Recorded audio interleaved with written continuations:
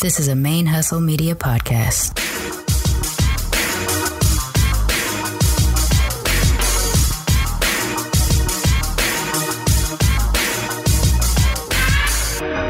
Yo, this is Sharmane from the Single Simulcast. And when I'm not making you laugh or making up parody songs, I'm kicking back, listening to Militantly Mixed.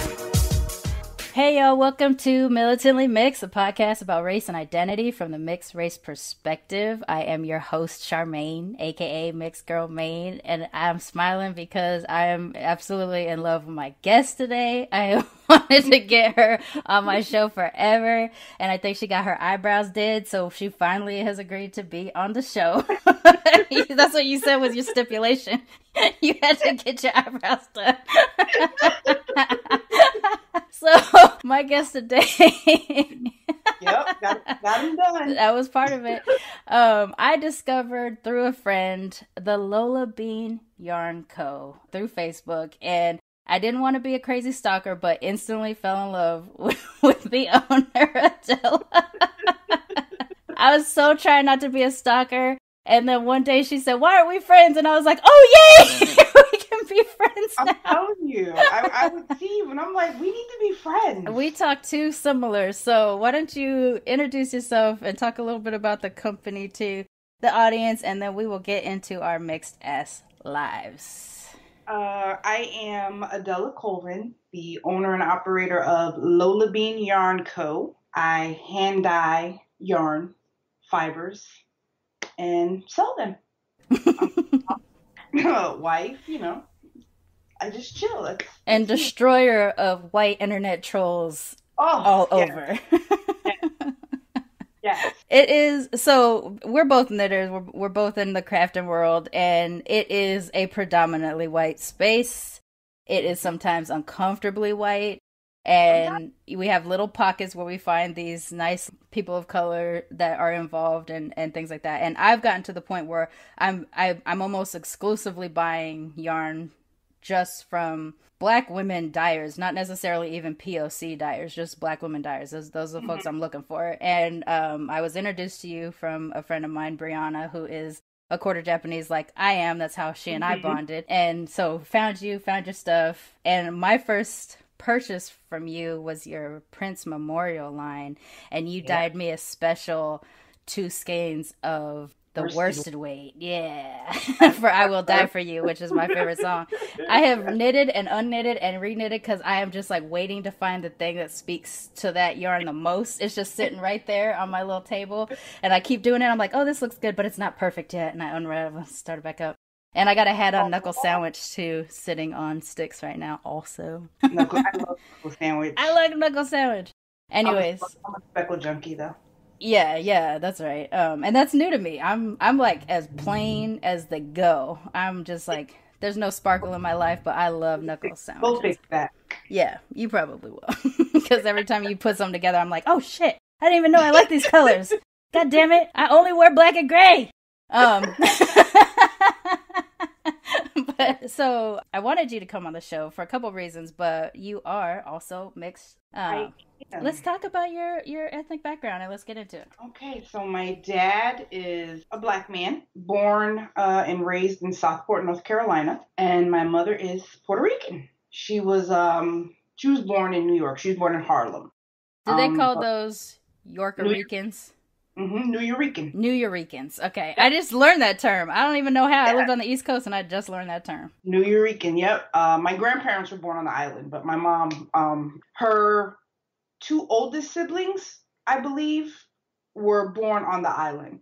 And then my grandparents, moved to New York and had the rest of their children there. So, and I am the end result of that union. Do you just like almost every other Puerto Rican I know, do you have cousins and family that are all different colors?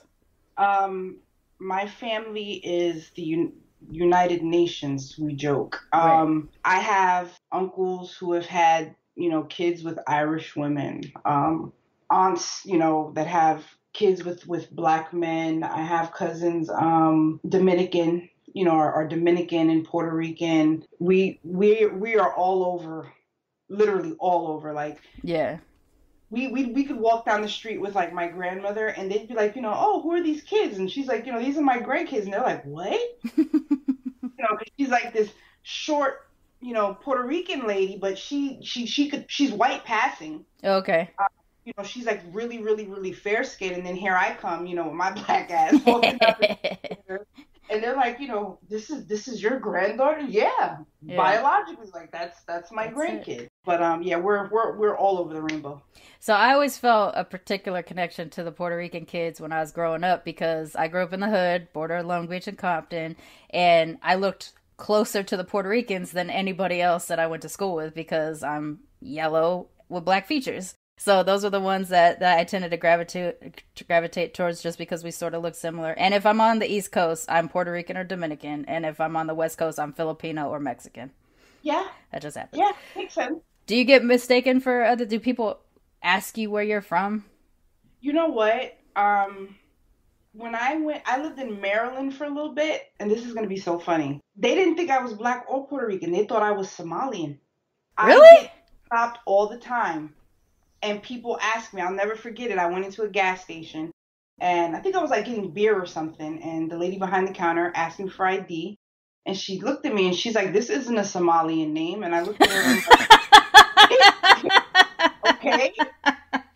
I'm not familiar with Somalian names, but, and she's like, aren't you Somalian? And she was Somalian. I'm like, no, I'm just black, really Puerto Rican. And I've gotten that in Maryland. I've gotten that in New York. I went to get my hair braided once, and they naturally assumed I was Somalian. And it's terrible, because I think I said like my dad was from Somalia, and I got a discount. Yes, get that discount. Scared of that discount? Yeah, I'm Somalian. Don't think I ain't gotten free lumpia from a nice Filipino mama who wanted me to marry their son. But yeah, no, I don't. People, not necessarily the Puerto Rican side, but the black side, or when I'm around other black people, what are you mixed with? Yeah. What are you mixed with? You look a little different. My hair texture, when I'm not chopping it off and I'm letting it grow, it's like really curly, and you're mixed. What's your mama? Who's white? That's another one I get. That question I only get in the South. I do not get that from black people anywhere else, but in the South, who's white? Yeah, because in the South, or what I've noticed, especially living in Grovetown, and it pisses me off so bad. And it's not that I have anything against Mexicans, but down here, Mexicans are like, that's it to them. Like, no other Spanish people exist. Right. People in the South.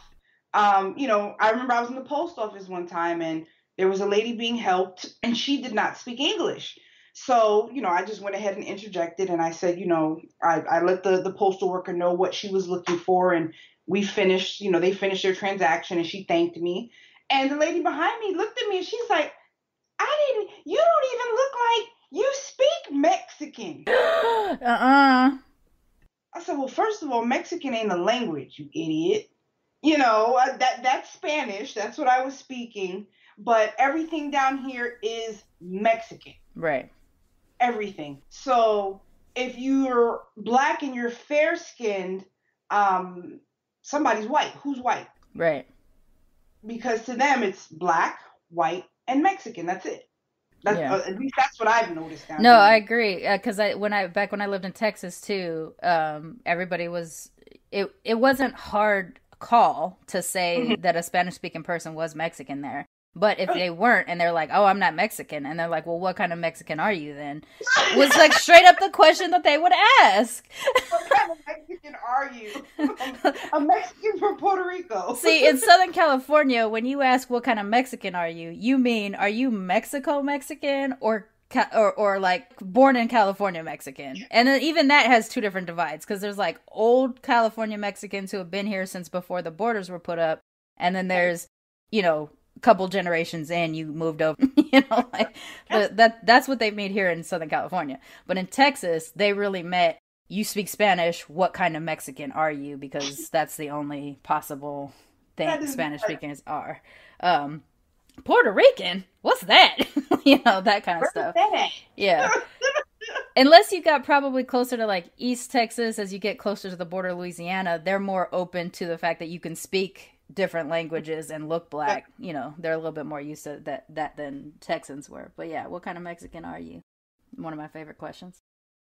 My other favorite thing is any other place, not the South, any other place in the United States, a black person who can stiff me out a mile away, it's either you black, that's the question, you black, and or what they got mixed up inside of you. Is that thing? But in the South, it's just which parent is white. Yeah. And then they hear it like back when I was a Franklin, my last name was Franklin, then it was like, oh, so your mom's white. Because Franklin is clearly a plantation name, so Definitely. Right, that kind of stuff. And now I married a Johnson, so I just traded one plantation name for another plantation name. Do people ask you because your last name is Colvin, how do you have a last name like that? No, I'll do one even better. This is my second marriage. Now, my first husband was Bayesian, and his last name was Critchlow. Okay. Yeah. So I was Adella Renee Critchlow. And people would see me, and it's like, well, she looks black. She's speaking Spanish. And her last name is Critchlow. What are you? Right. Like, you know what I mean? Like, what planet do you come from? Right. So I used to get a lot of questions with that name. Colvin, believe it or not so much. Nobody really. I have seen you be questioned about your first name, where you had to be like, "That's a family name. You need to back the fuck up." There were a couple. I'm actually named after my aunt, who was named after her aunt, and if my brother decides to keep the tradition, you know, he will. If not, oh well. But it's Adella, Adelita, which is, you know, little Adella, which is, you know, what my family has called me. It's very Spanish. White people won't say that though. White people argue with me, and they tell me, oh no, it's German, you know, Adelaide. I mean, it's totally possible that different parts of the world come up with similar sounding names. Exactly. But, you know, so they argue with me about that, but it's definitely, a Latin name. My daughter is Lola, which is, you know, short for Dolores. Don't even get me started on what you got asked the other day about your daughter. Listen, Pete, this is when I tell you, okay, because I'm in the knitting world, right? I'm in the fiber world. Right. And it's 99.9% middle-aged white women. Ladies, yeah. So I literally get these things every day, multiple times a day. Of course I know what my kid's name is. Right. I know what the root word is. Actually, no. That lady that asked me that question was in Spain. She was in Spain. Oh, really? The lady that was giving me the background to my daughter's name. And what had triggered me was the fact that because I look black, she assumed that she had to give me a lesson in the Spanish history of my daughter's name. And it wasn't until I said to her, hey, I'm Puerto Rican. And then there was, you know, a silence over the crowd. Oh. I mean, the Spanish were colonizers too. No? Hello. People forget about the brown colonizers, but they're out there. Mm-hmm. But, yeah, so the name thing, not too much. Okay.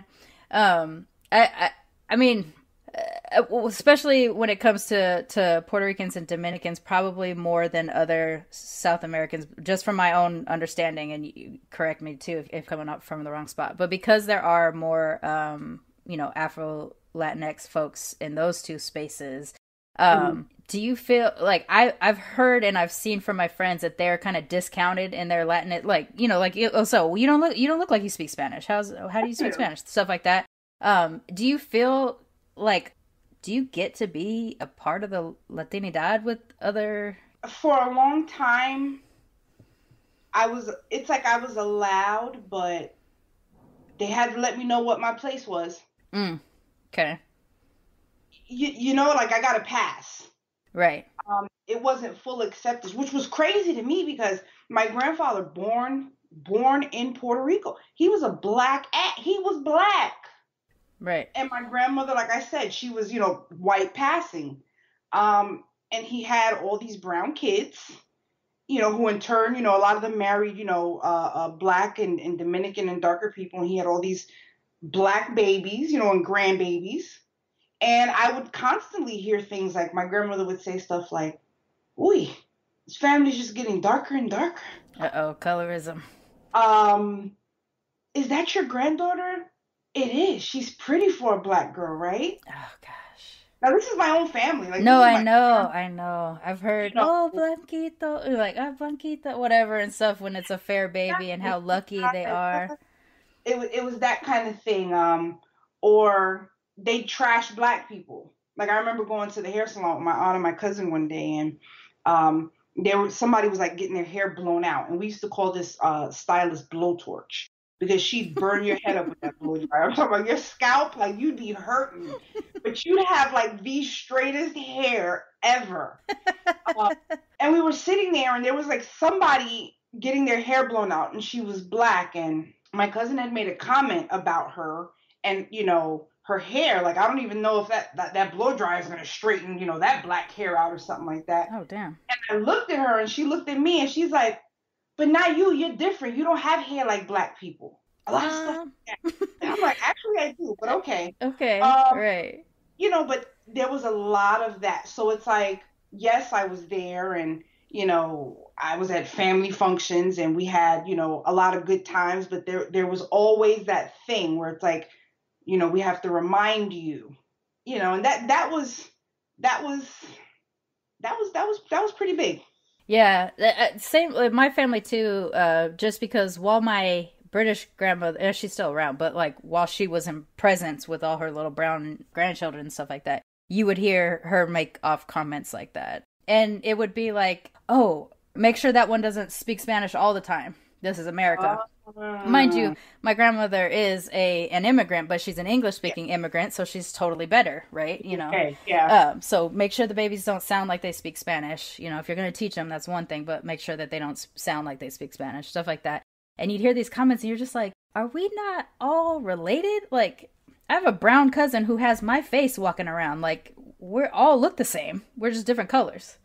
Me and my grandmother's relationship ended behind colorism, and how I was treated because my grandfather had passed away, and I was still living in New York at the time, and I would stay with her for a couple of days, 3-4 days, and then I'd go home for a day or two and then go back. Just when you've been married to somebody for decades and then they're gone, and right, keep her company.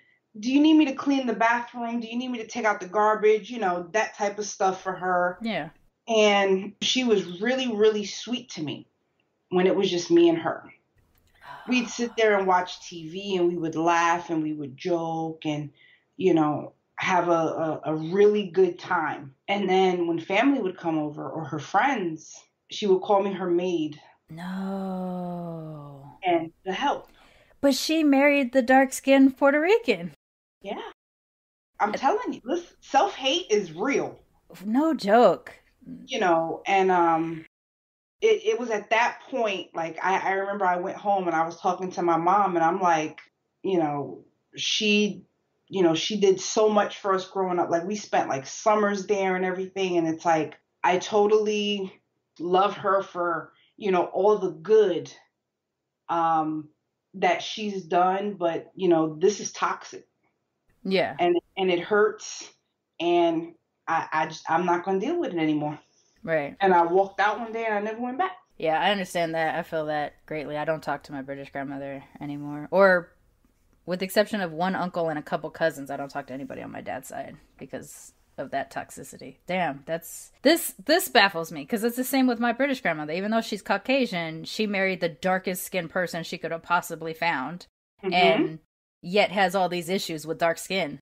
Like, thank goodness her kids came out like coffee with cream in it. Otherwise, blah, blah, blah, blah, blah. What would she have done? Yeah, like, the thing is, my granddad is not the first nigga she was with. Yeah. Like, right? But she still had that thing of like, you know, making sure that the lighter skin of us knew we were pretty. Yeah. Compared to the darker skin cousins and things like that. And that just, God, I do not understand colorism. It is so disgusting. I do not understand it, in particular within our own communities too.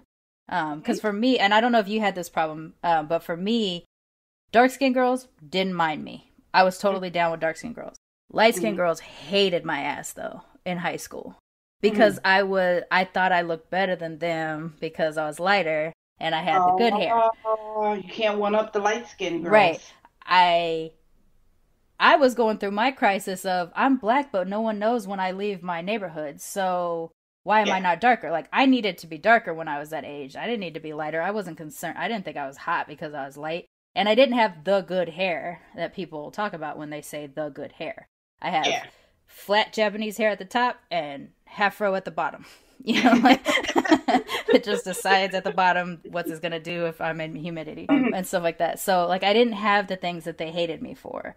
And so that was a struggle, like, as I grew up, trying to feel comfortable around light-skinned folks because I was lighter than them and I didn't want them to think I thought I looked better than them because I was trying to be darker. Short of being crazy about it and, like, actually darkening my skin. I just wanted to be darker. I think it would have solved a lot of questions for people, for me. You know, why do your face look like that, but you're yellow? All that kind of stuff. In your case, did you have those kinds of things, like New York problems, not necessarily Puerto Rican problems of how black kids or how other Puerto Ricans, depending on if they look Taino or black or white? You know what? My friends growing up were pretty diverse. I had, you know, black friends, I had Spanish friends, I had a little bit of everything, but I think I got or had the most issues with Spanish females. Not fully embracing me because of the black in me. Right. You know, and it's like you're not Spanish unless you look like J-Lo. Right. You know, nobody pays attention to you. You're not really Spanish. So what? You can speak it. This is what a true Spanish woman looks like. Yeah. And you're not. So I wonder, is she a detriment? Because, like, being the most famous right now Puerto Rican woman, does she cause problems for all the different nuanced ways that Puerto Rican women can look? See, and my thing is, I love J-Lo. Now, not her music. I can't get behind that. You know, but you mean you don't like her Motown special? Listen, I didn't even watch it. I didn't either. I didn't even watch it. I didn't either. You know, I love her dancing. There's even a couple of movies, not too many, but there's a couple of movies in there that, you know, I can sit down and watch. And I love, you know, Selena. Like, she brought that to life for me. I love that movie. But, and I don't even think it's her fault. I just think, you know, society, you know, they don't put the camera on. If you ask people how many dark-skinned Spanish people or Puerto Ricans they know, maybe they'll say Celia Cruz, and that's it. Celia Cruz, or now Amala Negra? Yeah, that's it. You know, but you don't see it. So I don't necessarily think that J-Lo is harmful. You know, I love it. She comes from where I come from. She comes from the Bronx. You know, she's putting, you know, she put Puerto Ricans on the map. Right. And made it an okay thing to be, which is dope. But I think it would have been really dope if she would have, like, got other Puerto Ricans and kind of, that's what I think is what I'm feeling about her. And I didn't feel like this until recently. It's like starting to be aware of shit. Dark ones, you know. Yeah. Like, I'm absolutely sure this woman has some black looking Puerto Ricans in her family. You know, I mean, we see her sister on occasion, but you don't see her hyping other Puerto Ricans very often. So yeah, I wonder. And I just wonder in terms of, like, physical proportions, look, and things like that, just her presence end up being problematic for other, like, you know, other Puerto Rican folks because she's the type they've decided Puerto Ricans must look like to be on stage. Yep. Yeah, that's kind of sucks. It's tricky. Because right now, like, for me, I get excited if I see any black Japanese, and Japanese people fucking hate mixed folks. They don't support us. I was a hidden mixed kid when I was growing up. If I was ever around other Japanese people my grandma knew, I was a friend's kid. I was not her grandchild. Partly because my mom was a teen mom, so the math didn't work. So there was that. But there was also, she was always nervous people could tell I was black, because black people would walk up to me when we were together and be like, "You black?" And then my grandma, "What did they say?" I'm like, "You know what they say, you speak English." Like, you know? And I'm like, "They asked if I was black." "Why?" "Because they can see." "Why?" "Because my face." "What do you mean?" I was like, "Don't worry, only black people can tell." "Why?" "I don't know, we can just tell." Oh my God. But it would happen, like, there'd be people, we'd sit in a restaurant and someone would just sit down, because, you know, black people, we ain't got no shame, just sit down with us and be like, "You black, right?" And I'm like, "Yeah." "Mom or dad?" "Dad." "Yeah, that's right." And then they get up and walk away, and then my grandma would be like, "What just happened?" You know? Like,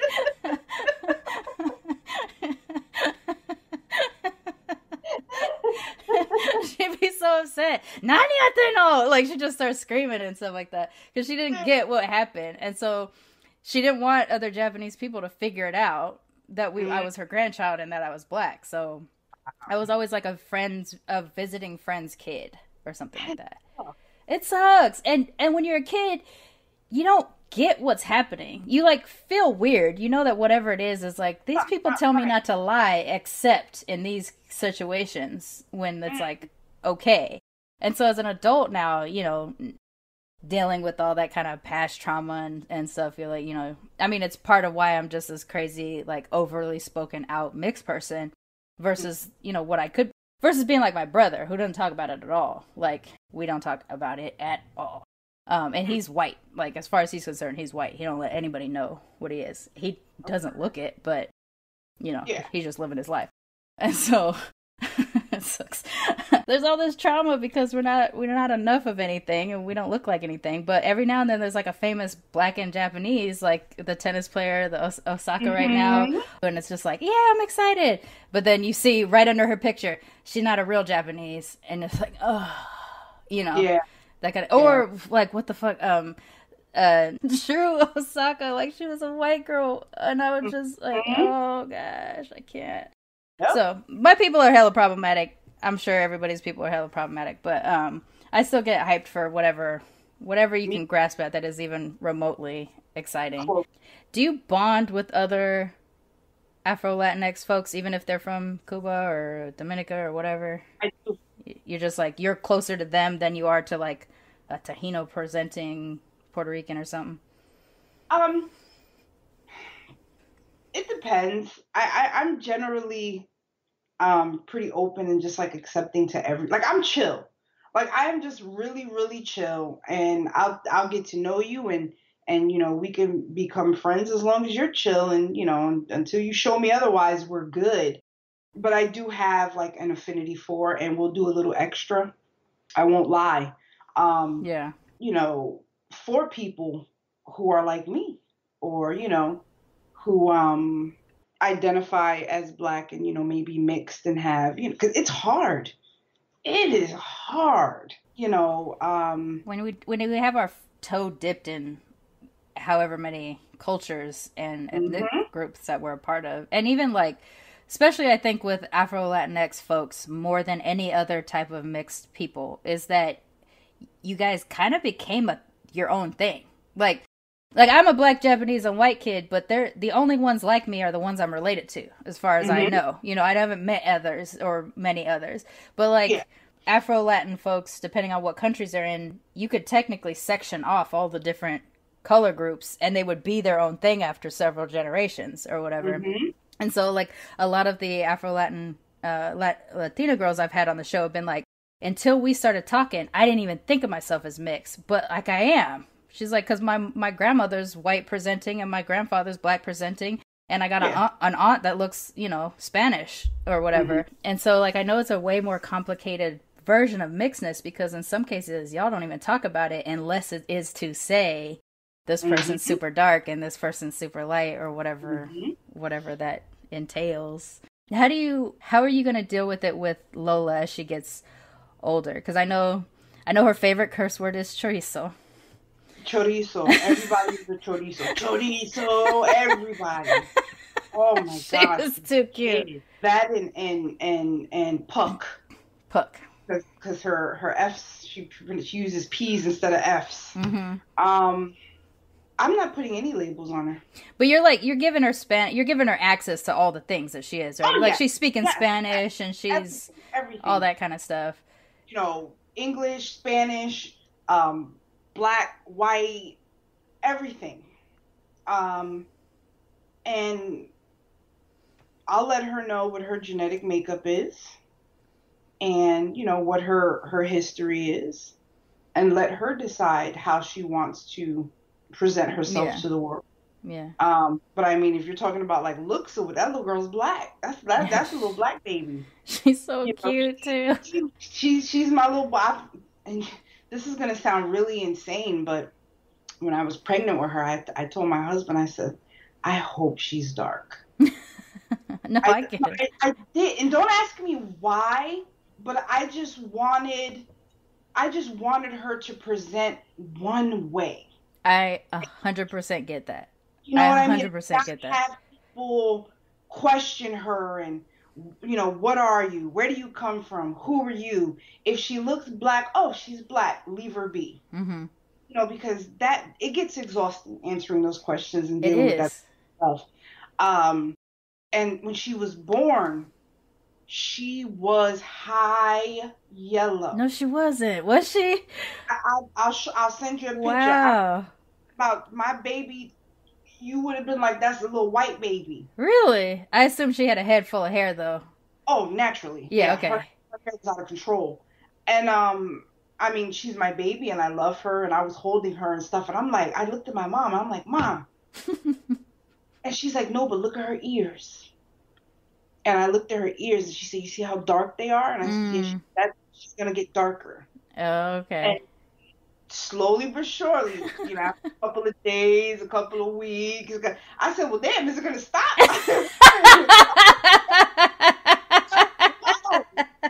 You know, she just got like really dark, so she's like my little chocolate baby, and I try not to like project, you know, my shit onto her. I mean, I don't think we can fully help that kind of stuff. I mean, it happens. It happens. I'm a human. I'm flawed, you know. Yeah. But, like, I totally get why you'd want that. Because all the time we are faced with the question, you know. And the question automatically tells us we're not enough of whatever. And that's why they need to know. In my case, as an Asian black mix or Asian black and white mix, I'm instantly eroticized in the way, especially once they find out it's Japanese specific, it's, oh, are you a real Japanese wife? Like, are you a submissive and all those things? Yeah, all that kind of stuff. And it's just like, ugh, it's just gross all the time when they've decided whatever it is that you're going to be for them. And if they just hear, like, let me talk for 5 seconds and hear my mouth, they'd know I'm a black woman trapped in a mixed Japanese face, you know.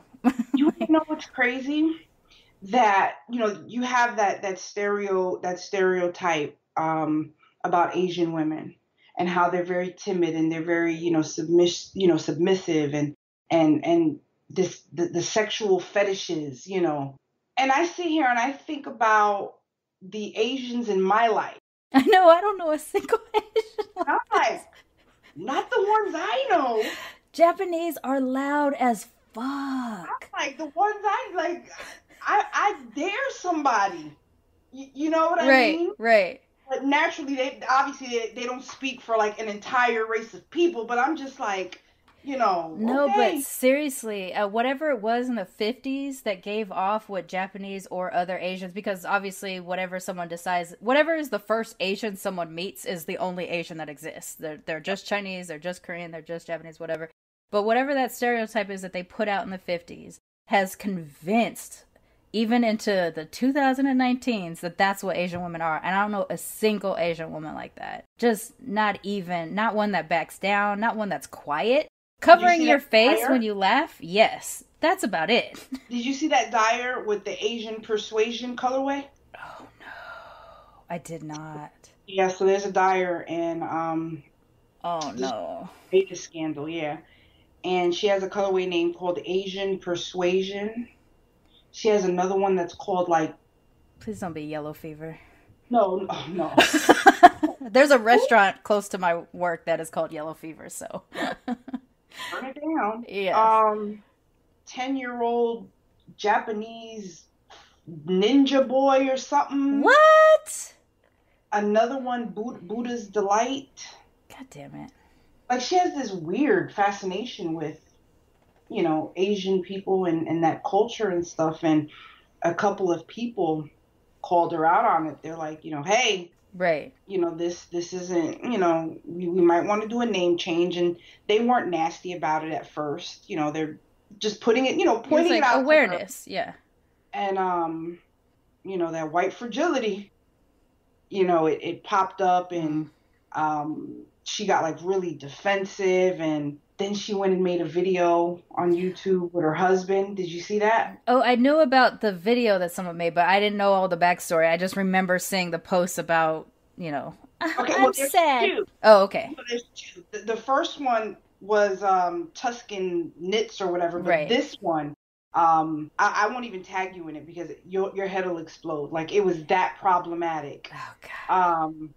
Where she basically told everybody to shut up. Racism isn't a thing. Oh, that's nice. Glad it's over. But she said it with like a smile on her face, and her husband next to her, I guess he like coached and scripted her like through it. Don't tell me she's got a yellow husband. And then, no, he's a white boy. Oh, they okay. actually they believe in a cult. But okay. And then side note. But then they started like the spirit of the wolf. Somehow, listen. God damn it. It just got really, really crazy. But that's how it all started, with Asian persuasion and somebody telling her, you know, hey, that's not cool. And then you had like all of the Asian folks in the knitting community saying, hey, this isn't cool. Now she's been like disinvited to like really big fiber events. Somebody started a racist knitters Instagram page. She's made it there. I might have to follow that one. Yeah, it's gotten like really, really crazy, but that kind of made me or got me thinking about, you know, like my Asian friends and the fetish and the creepy shit that people do and think. And yeah, I don't understand this fetishizing. It's a weird thing, and I mean, I don't know. People will find ways of making everything disgusting for sure. I mean, but. I don't know. Yeah. I don't know. That just, ugh. Asians so gross. I say that every day. I'm like, humans are so gross. They're so gross. Like, everything is so gross all the time. Oh, and I mean, I try to I've been trying to shut it off a little bit, social media, because I'm just like, I don't know if I can keep doing the show and talk about race all the time, and then just go to my social media page to chill out with my friends, and then it's just like, blackface or, you know, whatever. It's like, you know, oh God, I can't even deal with people anymore. It's so irritating. But I mean, I love every time I see you post something, and I swear if I see an Adella post, it starts out with, uh-oh, what's about to happen? Because I want to know, what kind of caucasity were you faced with today? I'm like, yo, it is 9:03. It's too goddamn early. In my inbox right now. That's what happened to you earlier. I was like, what the fuck? Can we wake up? It's a Saturday. Like, our coffee hasn't kicked in.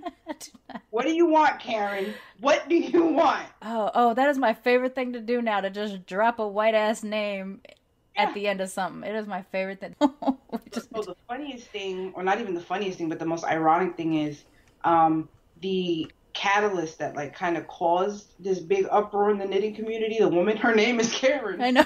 I was like, wow. Okay. That one was so, her response to like, I'm healing now, and you know, I went quiet for a while. That whole thing about how attacked she was by the people's response to her racism is just the exact example of why white people need to shut up. And I'm sorry, I have tons of white people that I love in my life, absolutely adore. But they are also the kind of white people that go, is this for me? nope, okay, I'll stand behind you. You know, like, they're the people that step back when they know that it's not their place to talk. And obviously that's the only kind of way I could have a relationship, I think, nowadays, is those people that do step behind. But God damn it, white people. Yeah, I'm fortunate enough to where I have a decent amount of white friends who shelter and will go and collect their people. Yeah. When they get out of pocket, and that helps like a million. Because if I didn't have that, you couldn't get through your day. You could not do your business if you had to answer as many crazy ass things that you've had to answer. Yep. And can I just say, apart from our race thing, the weird ass expectations that people set on you in your DMs about your business staggeringly exhausts me, and I'm watching you repost it like I'm not even you. I do not understand why people think that they have that much claim to your time, to your business, to what you're doing, telling you whether or not they could run a comb through your child's head, all kinds of shit, all the stuff you deal with. I'm taxed by what I'm doing. I don't know what is going. How are you self-caring when it comes to these crazy ass people? My mom always told, or she told me and my brother, one time it was like after a funeral, and like there was like a big family blow up and everybody was yelling at everybody outside the church. You know, we're hood. We when else is there going to be a fight? Yeah, you know what I'm saying? Like, we look Harvard, but we're all hood. You know what I mean? Like, we come from the Bronx. And there was like a big fight outside the church. The casket didn't even get taken into the church yet. It was like really crazy. And me and my mom and my brother got in the car and we left. She's like, we're not even going into let's just go. And we were in the car and I was like bawling, like hysteric. I was just bawling because I'm just like, why are we like this? You know, like all those things that like plague families, you know, especially families of color. And my mom is driving and she's like, listen, and she's talking to me and my brother's in the back seat and she's like, I don't want either of you to ever get so consumed with hate that you treat people the way that we were just treated. Right. So, I mean, I try my best. And I'm a lot nicer to people than I should be, than they deserve me to be at times. Co-sign that, yeah. You know, but I really don't want to be like this raging ball of like negative energy. Right. It's exhausting. It is. So, you know, sometimes if it's not too problematic and if it's not taking up too much of my time and if I'm just sitting down, you know, in between dyeing yarn, I'll answer it or I'll respond to it or, you know, whatever.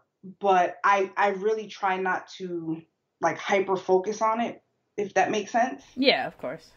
You know, but every now and again somebody gets like really out of pocket and you know, they get checked. Yeah.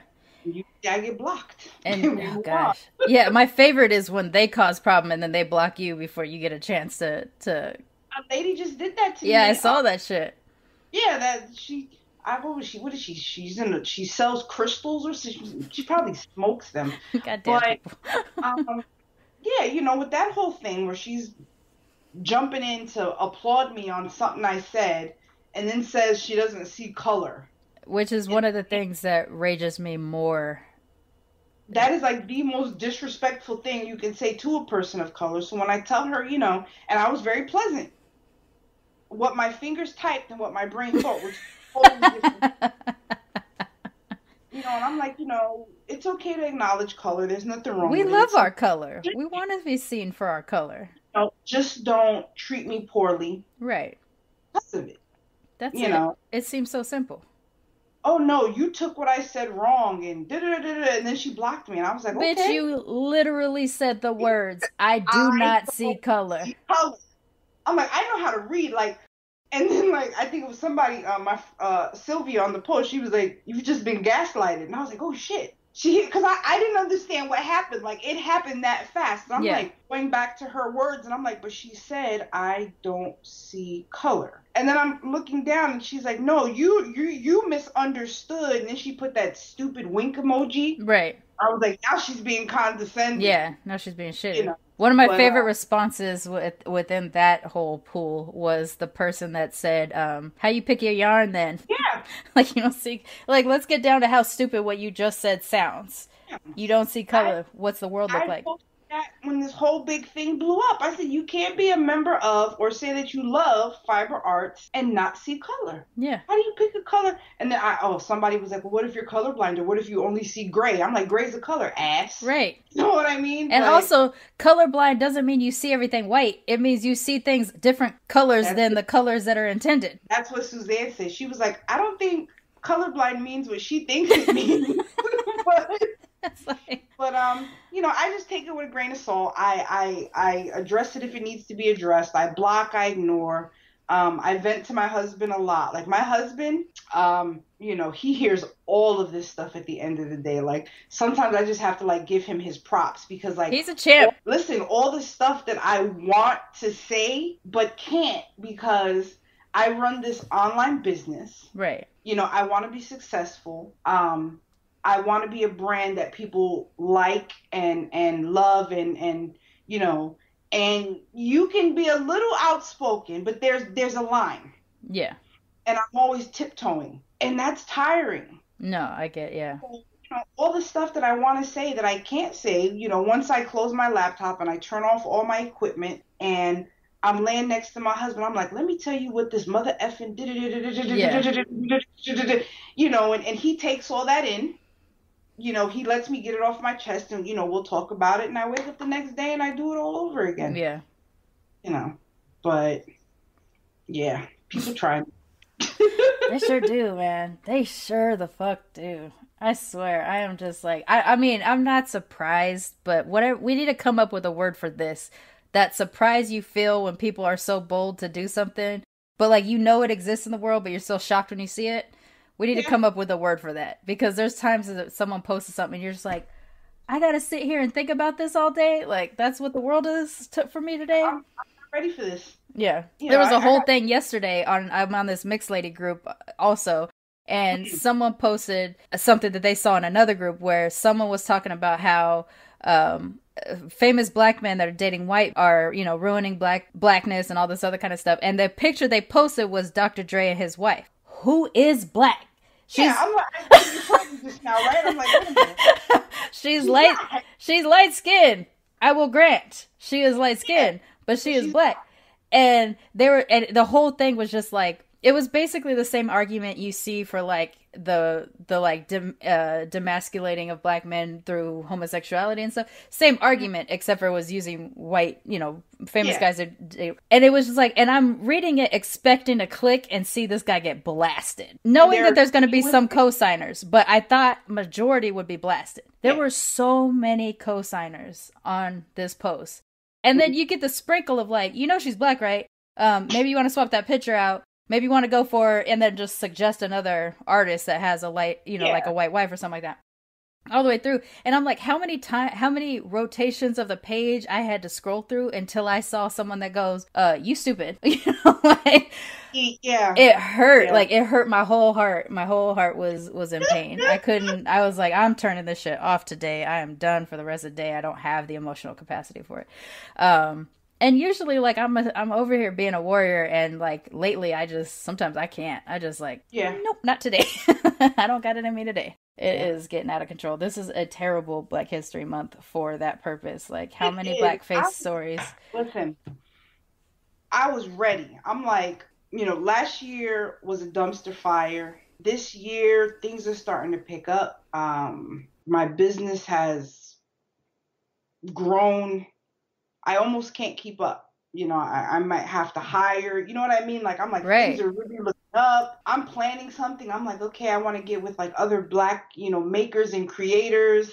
And maybe my initial idea that I had wanted to do was like, all of us offer kind of like a yarn crawl, but people of color. And when you buy from one, maybe you get a coupon or a discount to the other one. That sounds fun. I wanted to do something like that. Yeah. And then white people. Well, why does it have to exclude us? Because you have everything else. You don't need this little 1%. they just kicked the door in with their shenanigans in the knitting world. Yeah. And I'm like, what are we doing right now?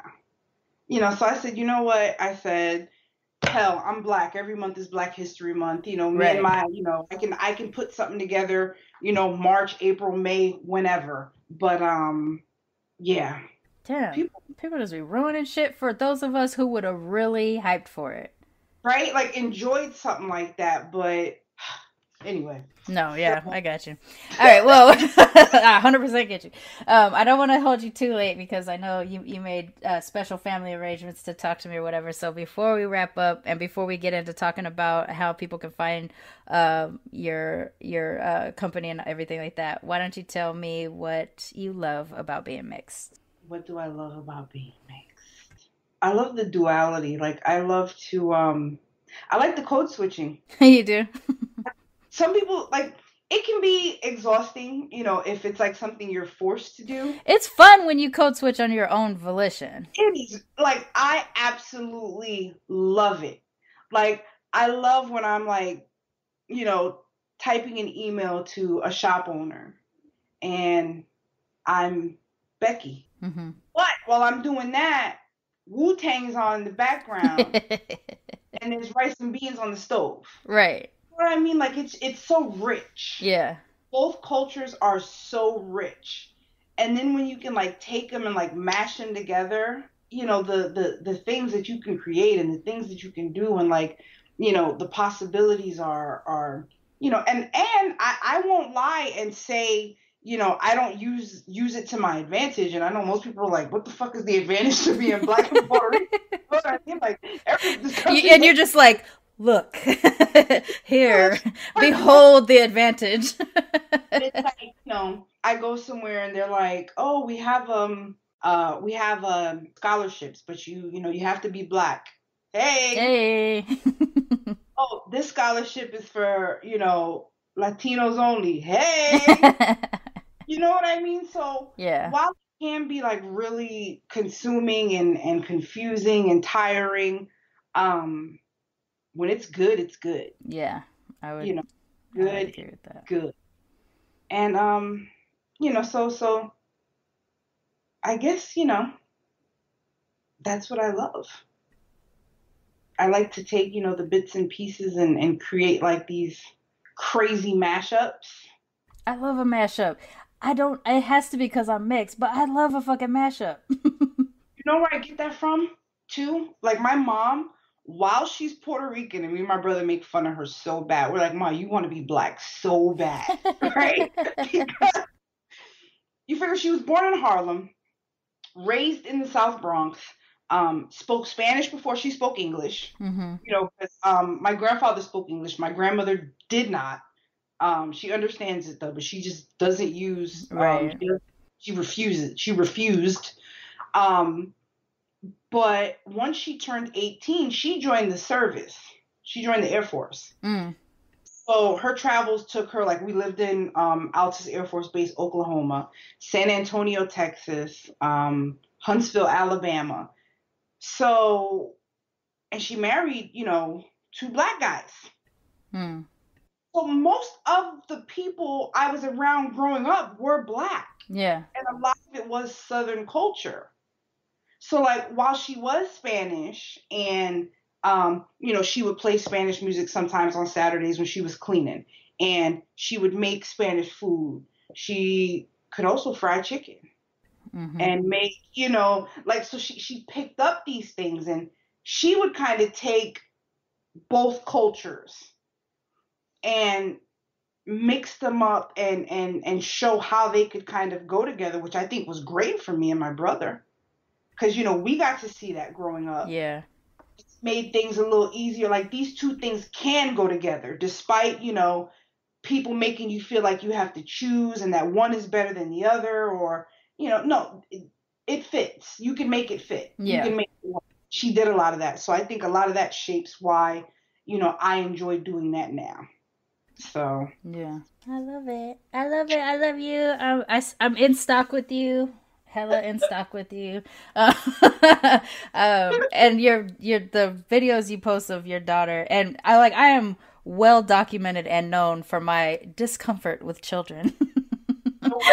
For me, before I had her. Before you had her? I am obsessed with, like, your daughter's videos are my favorite reality TV show. I know when she's being bad and you're posting it, I know I'm not supposed to think it's as funny as it is, but hysterical. She is nothing on the inside. Like, I tell myself all the time, oh, you are failing as a parent. Right? Because, like, she's doing this stuff, and I'm like, this is hysterical. And then you hear me, like, I'm like, Lola, don't do that. And then, like, if I pan over to my husband, like, his face is buried in his recliner because he doesn't want to laugh in front of her. But she is, like, this bundle of, and this is why I say I think a lot of this stuff is, like, just genetic, like your genetic makeup. The women in my family, we might be a little off from time to time.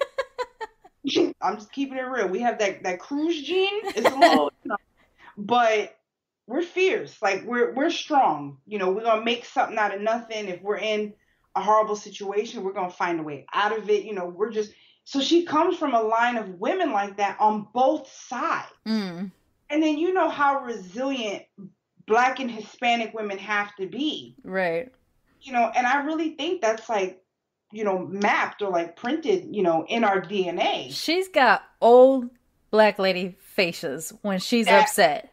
LolaBean, listen. She does. Oh my gosh, absolutely. When she like on the sofa and she's watching Sesame Street and she's laid out like she's watching All My Children with her little hand on her leg.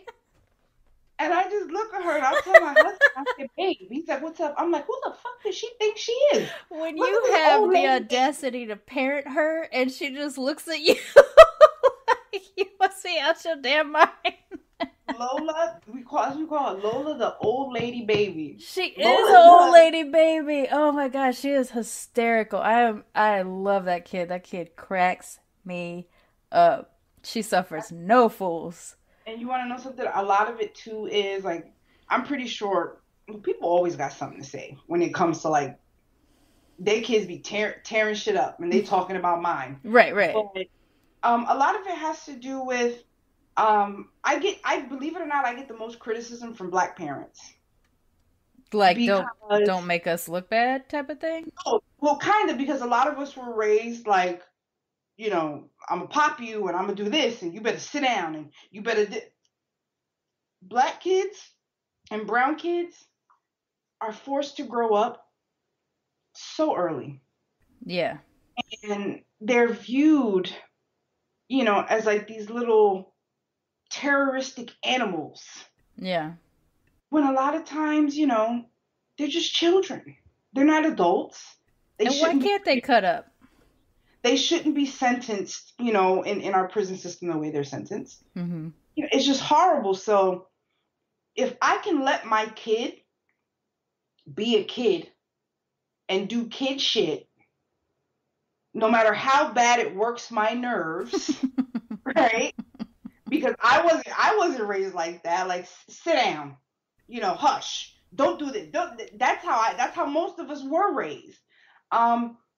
If I can do that and let her, be a kid for as long as I possibly can and let her grow up without all the restrictions that are like put on our kids, maybe she'll have half a chance. You know what I mean? Yeah. Maybe give her an edge, on white counterparts who can do anything they want at any age. Right. So when people see these videos and they see her doing all this crazy stuff, they're like, oh, she's wild. I would have popped her. Who's she yelling at? She's 2. She's 2. She's 2. And she's doing what 2-year-olds do. Why should she be any differently behaved than any other 2-year-old? And that's it. I mean, nothing that you've posted isn't anything I haven't seen my little white nephews and nieces do. My husband's family is white, so... I was about to say she's the typical 2-year-old, but she's not. I mean, she's got a huge dose of old lady blackness, but yes, she is a 2-year-old. She does what kids do. and I'm okay with it. Her dad's okay with it, and if anybody don't like it, they can click whatever the little X button. You don't have to watch. You just that's it. And you certainly don't have to sit there and put your little like. How am I going to be out here being like, you know what you should do with your child, who I don't know enough about? That lady said, "Oh my goodness, she's so cute, but I sure want to take a comb to that head." Nope. No, yep. No.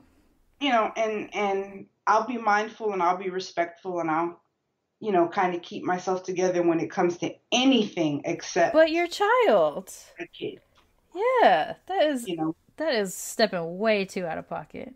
She's the face of my business. You know what I mean? So it's like she's out there and, people are going to see her. And I've had people say like, oh, I use her. Like I'm pimping my kid out. Ew. For business. I swear. Like people have said things like this to me and it's like, no. We don't see enough brown babies. Right. In a positive light. Right. She's my first biological kid. And naturally you go nuts, with like the pictures and the video. Right. And, like if you go into my mother's photo albums, you'll have 20 million pictures of me and maybe like 6.5 of my brother. Like the first kid, I'm like, the first kid, you do all of these things. And I am amazed. Not that she's just my kid, but just to see like this little person grow. Right. And see like what she's growing into. And I want to capture as much of that as I can. Right. And I share it with the world. If you don't want to see it, you don't have to see it. Yeah. I mean, I would love to see more footage of what I was like as I was growing up. I mean, we have a few family videos, but it was always like when that one uncle who had a video camera came to visit, Not like it is today. It's not like it is today. And, maybe she'll grow up and look back on some of that stuff and be like, oh, like I can see my whole transition and into adulthood. And that could be really precious. Yeah. Jimmy had a video of her 20 seconds right after the C-section. Oh, man. And they put her on that table and she was crying. Jimmy had that camera on her face. Hey, girlfriend, welcome. How you doing? Aww. And I think, I think she'll appreciate it one day. Yeah. When I can show, What I like about getting to see her, and I would never have gotten that read of it being exploitive at all, because it's not like you got her out there like holding a sign like "bye" from whatever. She's just living her damn life. Like she's a cartoon picture of her. Yeah, that's your logo. With her though, what I like is like seeing. For me, it's seeing the real ass family that whenever I can buy yarn, like that I know it's going to you and it's not going to some corporation. I can see the family that it's. This is who you're supporting. This is who you're supporting, and I love that because how many things do we buy? Do we have that kind of access to? I'm not. I go to. Really going. Yeah, I go to a grocery store that some rich old white guy, sitting up in a tower somewhere owns, but my day-to-day is the brown and black people that are working at the cash register that I see. They're not getting as much of what I'm paying for. I don't live in a mega mansion. I don't drive a Lamborghini. Your purchase just helped me put new tires on my 2012 Mitsubishi. Right. I greatly appreciate it. Like I love help me put my kid in a swimming class. That type of stuff. That kind of stuff. And I mean I like that. I like that we get to see your family. Like I do. I mean, not in a voyeuristic kind of way, just in like these are whole ass people that are in this world. A whole ass black family. And they're normal. And they do the same thing that other families do. And when Jimmy cameos in a Lola video, I do not know how. Jimmy had his own hashtag. Did you know that? Jimmy the model, right? Jimmy was really big in the knitting world. Let me tell you. Before Lola came along, it was all about him. I could post a hat, and I could have worked and loved this hat. Look at this hat I just made, and 2 likes. Jimmy puts the hat on and takes a picture. Thousands. Oh, it's Jimmy the model. if you look on Instagram, every now and again, you'll catch a comment where somebody's like, you know, I followed you from the Jimmy the Model days.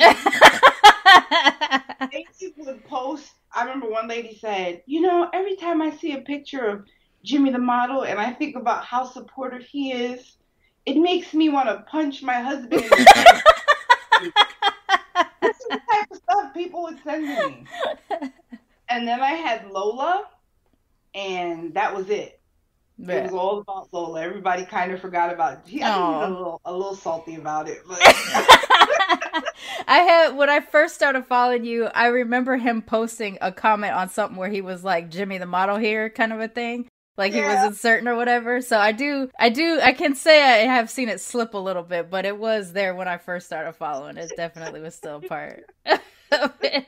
No, but his facial expressions at the different things that what I love about it is that you can see both pride and I'm supposed to be mad right now in the same face. Yep. he looks at his daughter, listen, and his face, like when I tell you he loves this little girl fiercely. She be in this house disrespecting the hell out of him. And the face you see is like his ego and his pride fighting with like his love of his daughter, because it's like, you're not gonna be dissing me in my own house. Like, I pay the bills, I buy the pull-ups you're wearing. Like, you're gonna treat me with some respect, but damn it, I love this kid. No, it's so funny. So he struggles with that a lot. I bet his face is hilarious when he's looking at her. She's funny. I mean, I'm grateful for you and your family. I think getting to see a whole ass black family, you know, working together, even when the boys come in and they're just being bossed the fuck around by their little sister. They are, and that's another thing. They love her too. Like, you can see all that love in there too. You see, like, little black boys being loving and kind and tender, right, with one another and their sister. It's my favorite reality TV. Like, I remember when she was still, you know, newborn, like, you know, still smelled like a baby and not like soda and pancake syrup. She'd be crying for whatever. Maybe she's hungry, you know, whatever. They'd hit that corner like so fast. Is everything okay? Aww. You know, my middle one, the first time he held her, he cried. Aww. You know, but now she's getting to that age, you know, where she comes out of their room crying because they're like, get out. She's bad. She is so bad.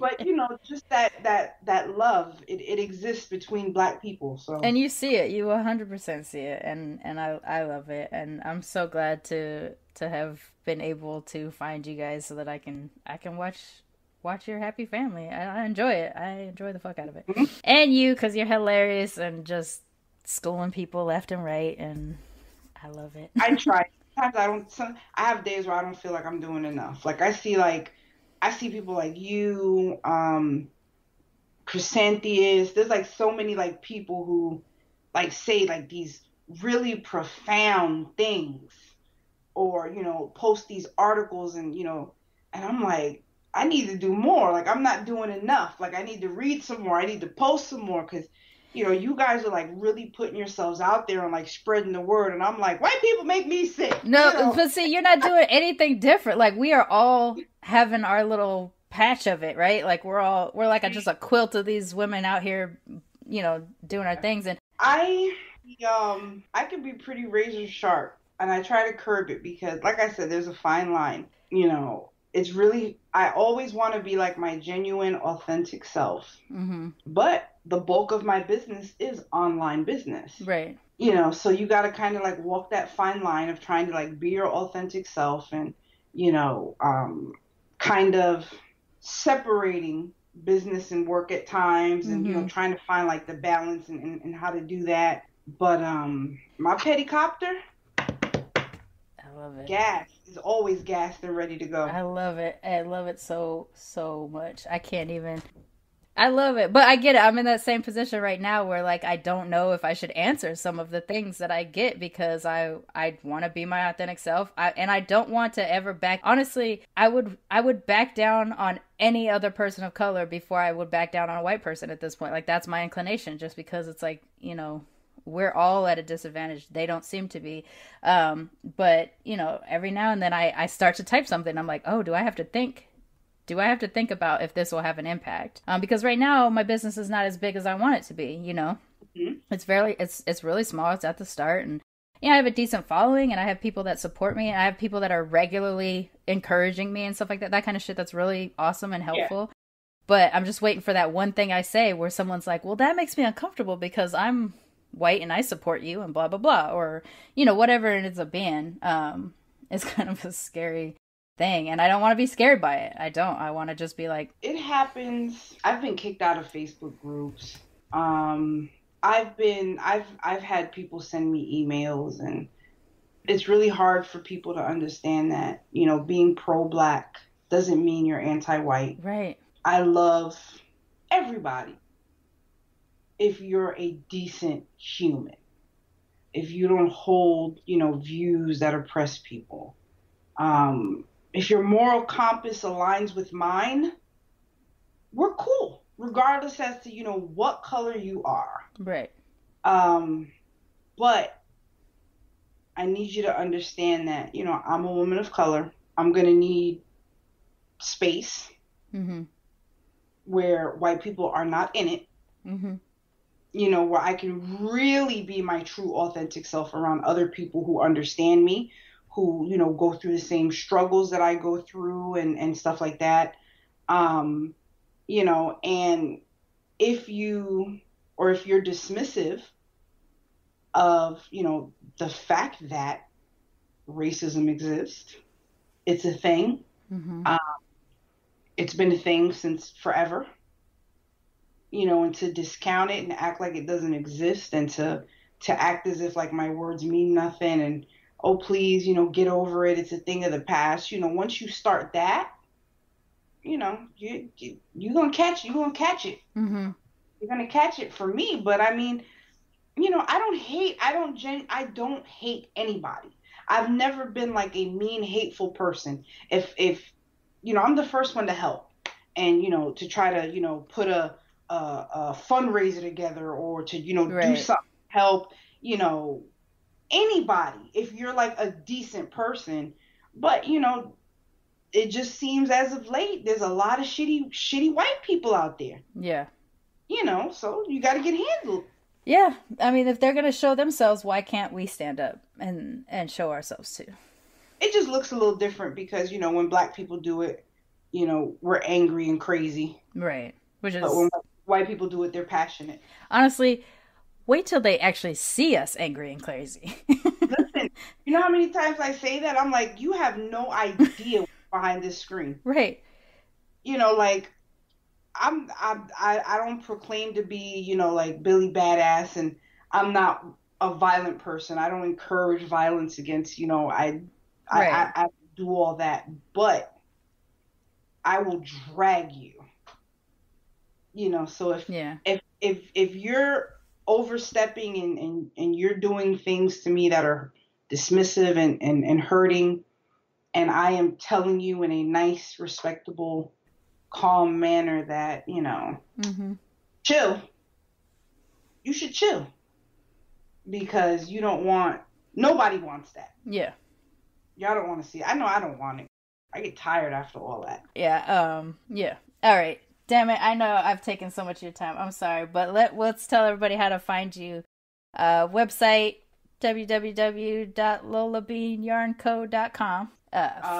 Instagram, at LolaBeanYarnCo. Facebook. I think it's just /LolaBean. Yeah. Or LolaBeanYarnCo /Facebook. Listen, just go to the Google. Just go to the Google and type in the line with 2 fingers. LolaBean. There's too many LolaBean Yarn Co's. As far as I know, I'm the only one. So. Right. All right, so I'll put all that in the show notes, and please do, if you're listening and you're even remotely interested in crafting, to support make efforts to support Black women dyers. Yes. This is like my favorite ever. This is so fun. Thank you so much. I needed that kind of medicine. Good. I'm gonna be laughing about this shit for the rest of the day. Now watch. All right. Thank you. Thank you. Have a good night. Good night. Bye.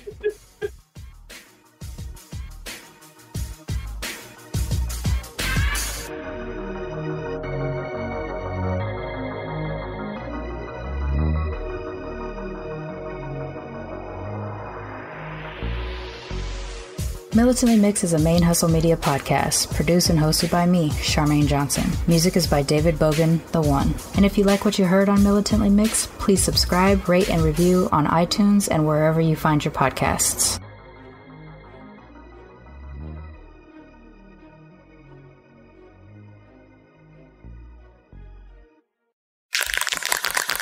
ManeHustle Media. Turn your side hustle into your main hustle.